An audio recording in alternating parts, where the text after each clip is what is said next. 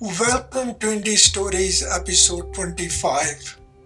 In this episode, I present Dusri Knock, a short story written by Yashpal, an eminent Hindi writer whose work has been compared with that of Munshi Premchand. Yashpal was born in Kangra Hills in 1903. He was an early follower of Gandhiji's non-violent approach, but after meeting Bhagat Singh and Sukhdev at the National College in Lahore, he became a full-fledged revolutionary, turning himself to be a fugitive in 1929 when he tried to blow up a train carrying Viceroy Lord Irwin. On release from prison, he dedicated himself to writing fiction and propagating the communist ideology. He was awarded Padma Bhushan in 1970. He died in 1976 at the age of 73. He left behind a rich literary legacy consisting of a dozen novels, 5 collections of short stories, and a travelogue.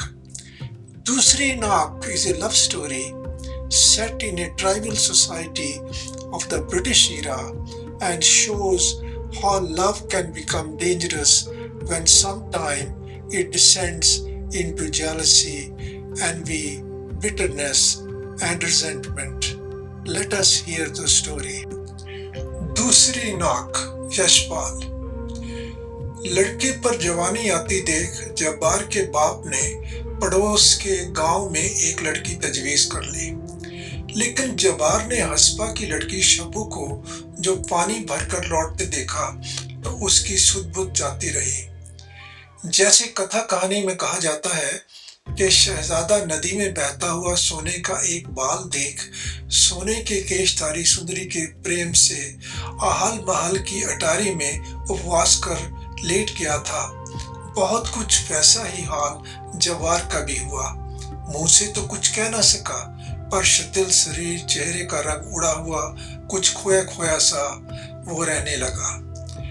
माँ बाप ने उसकी हालत देखकर सलाह की, मुंह दर मुंह नहीं, पर उसे सुना दिया कि ब्याह जल्दी ही उसका हो जाएगा। लड़की भी बच्चा नहीं, बिल्कुल जवान है। शमसल की बड़ी बेटी जहाना आसपास के 4 गांवों में एक ही लड़की है। पानी का बड़ा मटका सर पर उठाकर दमकती 2 मील चली जाती है। घर भर का काम संभालती है अभी से। यहाँ आ जाएगी तो जवार की माँ को भी चैन मिलेगा। बूढ़ी हो गई है बेचारी, पर जवार को इससे कुछ तसल्ली ना हुई। वह अक्सर लंबी लंबी आहें खींचकर चुपचाप पड़ा रहता। एक रोज माँ ने आंखों में आंसू भरकर अपनी कसम खवाकर पूछा तो उसने सच कह दिया। जहाना की बात सुनने से भी उसने इनकार करके कहा, या तो हस्बा की बेटी शबू, नहीं तो बस कुछ नहीं। माँ बाप ने बहुत समझाया, उसे सुनता देखते तो आपस में जोहाना की तारीफ और शबू की निंदा करने लगते। फिर जो लोग ऐसी बेशर्मी से ब्याह करते हैं उनकी कितनी निंदा होती है। ये सब वे लड़के को अलंकार और रूप द्वारा समझाकर हार गए, पर धुन का पक्का जवार ना माना ना माना। बेटी की जिद से हार मान बूढ़ा गफ्फार एक रोज हस्बा के बात करने गया। जब वह लौटकर आया तो क्रोध से उसकी आंखें लाल और गलन से चेहरा विरूप हो रहा था। बंदूक कोने में रख कंधे की चादर जमीन पर फेंक वह जमीन पर ही बैठ गया। जबार की माँ ऊंटों को बेरी की पत्तियां खिला रही थी। तुरंत बूढ़े के समीप दौड़ी आई। जबार दूर से ही उत्सुक कान लगाए था। बूढ़ा मानो फट पड़ा, ऐसे नालायक बेटे से तो बेऔलाद भला। जवार की माँ ने घबरा कर बेटे की बलाएं अपने सिर लेते हुए नाक पर हाथ रखकर पूछा, हाय हाय, हुआ क्या? बूढ़े ने कहा, होगा क्या? ऐसे बेशर्म बेगैरत लड़के से और होगा क्या? तमाम इज्जत खाक में मिल गई और घर की मिट्टी में मिल जाएगी। माँ ने फिर बलाएं लेकर पूछा, हाय हुआ क्या, ऐसा क्यों कहते हो? बाप ने कहा, अगर इसके ऐसे ही मिजाज थे तो ये कलात के खान के यहाँ पैदा क्यों नहीं हुआ? जानती है, हस्बा ने कहा, सीधे मुंह से बात भी नहीं की, कहती है शब्बो की बात तुम मत सोचो, उसे वे ब्याह कर ले जाएगा जो 250 रुपए की गठड़ी बांध कर लाएगा। 250 रुपए की बात सुन जवार की माँ की आंखें ऊपर चढ़ गईं। बूढ़ा बोला, तू भी बूढ़ी हो गई, तू ही बता, तूने कभी ऐसा तूफान सुना है? उम्र में 250 रुपए कोई चीज नहीं होती। शम्स से मैंने जोहन्ना के लिए बात की थी, उसने लड़की के 80 मांगे थे, आखिर 60 पर तैयार है। उसकी लड़की भी एक आदमी है और वह बदजात मांगता है 250। और फिर तू बूढ़ी हो गई, तू ही बता, रंग जरा मैला हुआ तो क्या, और जरा साजा हुआ तो क्या, औरत औरत बस एक। तुझे अपने काम से मतलब के रंग से। अभी 6 महीने नहीं हुए, इसके लिए बंदूक खरीदी थी तो वह ऊंट बेचा था। 250 रुपए उम्र भर में कमा तो पाएगा नहीं, और शान ये है। अच्छा तू ही बता, इतनी बूढ़ी हुई, 250 रुपए कभी औरत के दाम सुने हैं? 250 रुपए में तो फरंगी की तोप खरीदी जा सकती है। जवार ने सुना और आह को सीने में दबाकर करवट बदल ली। इकलौते बेटे का यूं दिन रात बसूरना माँ बाप से देखा ना गया। बूढ़े ने कहा, मेरा क्या है, पका फल हूं, कब टपक पड़ूं, जो कुछ है इसी के लिए है। रोजी का सहारा ये 2 ऊंट है, ये भी जाएंगे तो फिर खुद ही फरंगियों की सड़क पर रोड़ी कूटने की मजदूरी करेगा। लोग यही कहेंगे कि गफ्फार का बेटा मजदूरी करने लगा, तो उसकी किस्मत में क्या सदा बैठा रहूंगा। आखिर दोनों ऊंट भी बन्नू के बाजार में बेच दिए गए और शब्बो जवार की बहू बन के घर आ गई। शब्बो को इस बात का कम गर्व नहीं था कि उसकी कीमत गिनकर 250 रुपए चुकाई गई है। पानी भरने जाती तो आधा ही घड़ा लेकर लौटती, वह भी लचकती बल खाती। पड़ोस की मीरा ने समझाया, ऐसा नखरा ठीक नहीं, मर्दों को काम प्यारा होता है, किसी रोज ऐसी मार पड़ेगी कि कमर सदा को लचक जाएगी। अपनी कान तक फैली आंखें मटकाकर और हाथ का अंगूठा दिखाकर शब्बो ने कहा, ओहो, मेरे बाप ने 12 बीसे और 10 रुपए गिनकर मुझे मार खाने को ही तो यहाँ भेजा है। कोई मुझे हाथ तो लगाए, तेरा क्या है? तेरे मर्द ने 3 बीसे में तुझे लिया है, और लंगड़ी लूली हो जाएगी तो एक और फिर सही। गजब की शौक और शौकीन थी शब्बो। वह काले मखमल की बास्केट पहनती जिसकी सनाइयों पर सीप के 300 बटन ढके हुए थे। अपने बालों में मक्खन लगाती और बाहर जाने से पहले हाथ हिलाकर उन्हें संवार लेती। महीने में 2 बार अपने बाल धोती। जवार की माँ ये सब देखती और नाक पर हाथ रख पड़ोसियों से कहती, देखो तो 250 रुपए देकर ब्याह किया, पर मुझे क्या आराम मिला, इसे तो अपने नखरों से ही छुट्टी नहीं। बूढ़े ने बेटे को समझाया, जवानी की तेरी उम्र है, कुछ कमाई अब नहीं करेगा तो कैसे निभा होगा। यूं घर बैठा रहना क्या तुझे सुहाता है? रोजी का एक जरिया मेरे ऊंट थे, सो तेरे ब्याह में खत्म हो गए। जब भी तू कुछ नहीं करेगा तो क्या मैं परदेश जाकर मजदूरी करूंगा? मन मार कर जबार को कमाई करने बन्नू जाना पड़ा, लेकिन मन उसका गांव में ही रहता। पूरा सप्ताह जवार को बन्नू कह नहीं हुआ था कि वह शब्बो की याद से बेकल हुए एक दिन आधी रात में उठ अपने गांव को चल दिया। 16 मील चलकर जब उसे उषा की अस्पष्ट लाल आभा में पहाड़ी पर अपने गांव की छतें दिखाई दी तो वह ठिठक गया। अपने गांव की मूर्ति और पड़ोसियों की लालचा के विचार ने उसके पैरों में बेड़ियां डाल दी। वह एक चट्टान पर बैठ अपने घर के दरवाजे की ओर देखने लगा। उसने सोचा, पानी भरने शब्बू निकलेगी तब वह उसे एक आंख देख सकेगा। बावड़ी पर चलकर बैठूं, शब्बू पानी भरने आएगी तो उससे 2 बातें करके लौट जाऊंगा। शब्बू पानी लेने आई, पर 2 सहेलियों के साथ। जब्बार 30 कदम पर एक पत्थर की प्रोट में बैठा धड़कते हुए दिल से देखता रहा, पर एक शब्द बोल ना सका। बोलता कैसे? वह दोनों पड़ोसने बदनाम कर देती। दिल पर पत्थर रखे जब्बार देखता रहा। शब्बू सहेलियों से चुगल करती मटकती लौट गई। जब्बार आहें भरता बन्नू लौट गया। जब्बार की बिरहा की आग में ईर्ष्या का घी पड़ गया। उसने सोचा, देखो, मैं यहाँ परदेश में अकेला मर रहा हूँ और वह मौज करती है, उससे मेरा जरा भी गम नहीं। औरत की जात में वफा नहीं होती।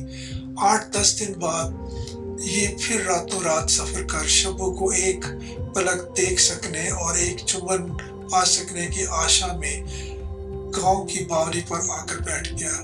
परंतु वह अकेली नहीं आई। पड़ोस की 3 सहेलियों के साथ अटकेलियां करती आई।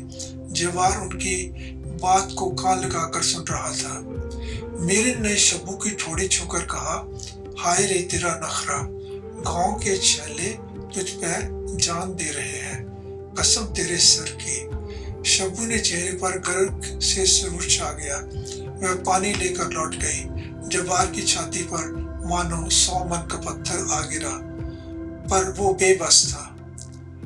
अब उसके मन में संदेह का अंकुर और जमा। संदेह मनुष्य के हृदय में आकाश बेल की तरह बढ़ता है। इसके लिए जड़ या बुनियाद की भी जरूरत नहीं, वह कल्पना के आकाश में ही पुष्ट होता है। संदेह को निश्चय का रूप लेने में भी देर नहीं लगती। गांव में ऐसे कई लौंडे लुगाड़े थे जिन्हें फतूर के अलावा कुछ काम न था। रहमान और अब्बास से हर एक बात की आशा रखी जा सकती थी। और फिर यदि कुछ दाल में काला नहीं तो मीरन ऐसी चर्चा क्यों कर रही थी? और शब्बू की ये चटक मटक किसके लिए है? देखो, उसे मेरा जरा भी गम नहीं और मैं मरा जा रहा हूँ। जब्बार लहू के घूंट पी पी कर रह जाता। उसने सोचा, रुपया कमाने के लिए ही तो वह घर से दूर यहाँ पड़ा है। यो 8 आने 10 आने रोज में रुपया नहीं कमाया जा सकता। घर लौटने की आग ने उसे बावला कर दिया। एक दिन मौका देख उसने एक हाथ मार ही दिया। किस्मत अच्छी थी, वह पकड़ा भी नहीं गया और 150 रुपये कमा कर 1.5 महीने में घर लौट आया। जब्बार के बाप को हौसला हो गया, बेटा भूखा नहीं मरेगा। जैसे नील का दाग कपड़े को नहीं छोड़ता, वैसे ही जिस मन में संदेह एक बार प्रवेश कर जाता है उसे छोड़ता नहीं। जब्बार ने शब्बू से पूछा, क्यों? जब मैं बन्नू में था तो खूब मजे उड़ते थे। शब्बू भी निरी मजदूर न थी। चमक कर उसने पूछा, कैसे मजे? किससे मजे उड़ते थे? जब्बार ने कहा, क्यों गांव में क्या कम आदमी है? रहमान है, अब्बास है, खूब नाव संगार से पानी लेने जाना होता था। क्यों? शब्बू ने कहा, मैंने कभी किसी मरे की तरफ आंख उठाकर देखा हो तो मैं मर जाऊं, नहीं मुझ पर झूठा इल्जाम लगाने वाला मर जाए। जब्बार ने तड़प कर पूछा, तू बन ठर कर अपना हुस्न दिखाने नहीं जाती थी? शब्बू ने उत्तर दिया, मैं क्यों जाऊंगी दिखाने किसी को? कोई मरा घूरा करे तो मेरा क्या कसूर? जब्बार ने चुटिया पर पूछा, तो यूं बन ठन कर दिखाने को निकलती क्यों है? अपने सौंदर्य के अपमान में सर ऊंचा कर शब्बू ने कहा, मैं क्या करती हूँ? क्या मुंह काला कर लूं? मैं जैसी हूँ वैसी हूँ।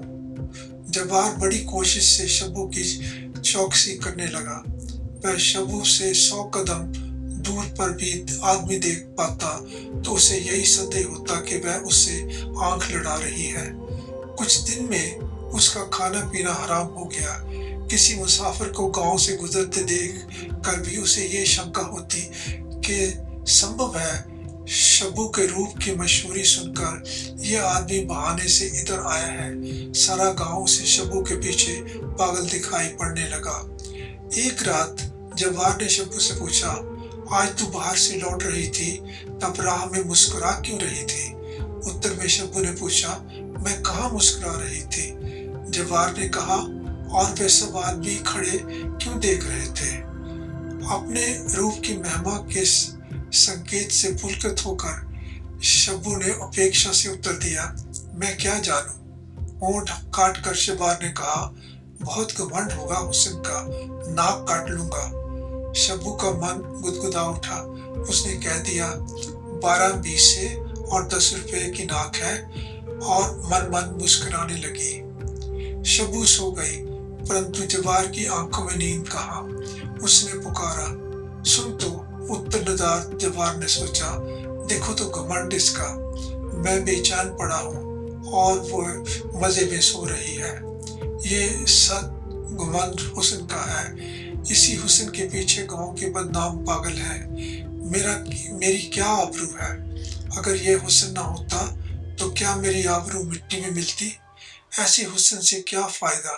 गंभीर होकर इस समस्या पर विचार करने उसने सोचा, आबरू नहीं तो कुछ नहीं, और ये हुस्न तो सब लोग देखते हैं, मेरा इस पर क्या कब्जा? जब तक हुस्न रहेगा तब तक उसे आबरू और चैन कहाँ मिल सकता है? रात के सन्नाटे में जो विचार उठते हैं वो बहुत उग्र होते हैं। दिन की तरह उस समय विचारों को बाधित करने वाली सैकड़ों उलझने नहीं रहती। इसीलिए भगत समाधि रात में लगाते हैं, कातल कत्ल रात में करते हैं, और चोरी रात में होती है, और विरह की रात में भी पागल हो उठते हैं। उसने सिरहाने से पैना छुरा उठाया और अंधेरे में टटोल कर शब्बू की नाक पकड़ ली। एक ही झटके में नाक काटकर उसने फेंक दी। शब्बू चीख उठी।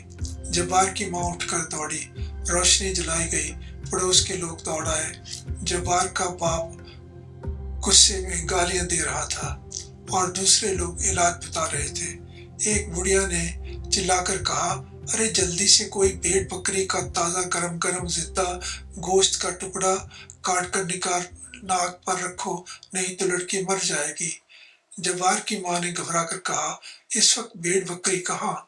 बुढ़िया ने उत्तर दिया, तो तुम जानो। जवार खड़ा सुन रहा था। शब्बू की नाक उससे इसलिए काटी थी कि वह केवल उसी की होकर रहे। दूसरों की आंख उस पर पड़ना भी उसे सहा नहीं जाता था। वह शब्बू को केवल अपने ही लिए रखना चाहता था। दूसरे की आंख उस पर पड़ने से उसके दिल पर घाव लगता था। इसके मर जाने की संभावना सुन उसका दिल दहल गया। जिंदा गरम गोश्त नहीं मिलेगा तो क्या? उसने वही पैना छुरा उठाया और अपनी जांग से जिंदा गरम गोश्त का टुकड़ा काटकर शब्बू की नाक पर धर दिया। जवार के माँ और बाप बिल्कुल पागल हो बैठे और दूसरे लोग हैरान रह गए। शब्बू चेहरे पर घाव के दर्द में मारे खाट पर पड़ी कराहती रहती और जवार जांग में पट्टी बांधे खाट की पटिया पर बैठा शब्बू के चेहरे पर से मक्खियां हांका करता।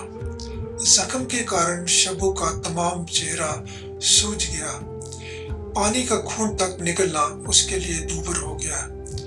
तिस पर बुखार। यह हालत देखी तो जवार ने उसका इलाज बन्नू के फरंगी डॉक्टर वाले अस्पताल में कराने का निश्चय किया। स्वयं बड़ी कठिनाई से वो चल पाता था, परंतु एक रात जब सब लोग सो रहे थे, उसने शब्बू को कंधे पर उठा लिया और बगल में लाठी ले वह बन्नू के लिए चल पड़ा। कुछ दूर चलता और सुस्ता लेता, कपड़ा भिगोकर पानी की बूंदें शब्बू के मुंह में टपकाता। 5वें दिन वह लोग बन्नू के अस्पताल में पहुंच गए। 20 रोज में शब्बू का जख्म भर गया और उसकी तबीयत ठिकाने पाई। नाक न रहने पर हवा होंठों की अपेक्षा नाक के छेद से अधिक निकल जाती है और स्वर बिल्कुल अनुस्वार हो जाता है। इसी स्वर में मिनमिना कर शब्बू ने कहा, मेम साहब कहती हैं कि विलायत से रबड़ की नाक मंगाई जा सकती है।